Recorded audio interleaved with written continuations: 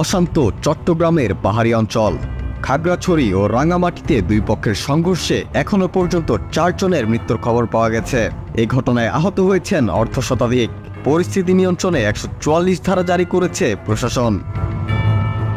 প্রত্যক্ষদর্শী সূত্রে জানা গেছে, বুধবার 18 সেপ্টেম্বর মামুন হোসেন নামে একজনকে মোটরসাইকেল চুরির অভিযোগে পিটিয়ে হত্যা করা হয়।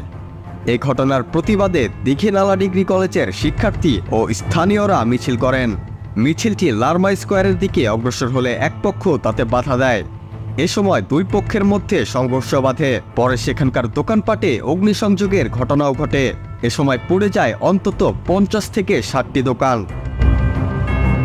ইতোমধ্যেই খাগড়াছড়িতে দুই পক্ষের সংঘর্ষে 3 জন নিহত হয়েছেন, আহত হয়েছেন আরও বেশ কয়েকজন।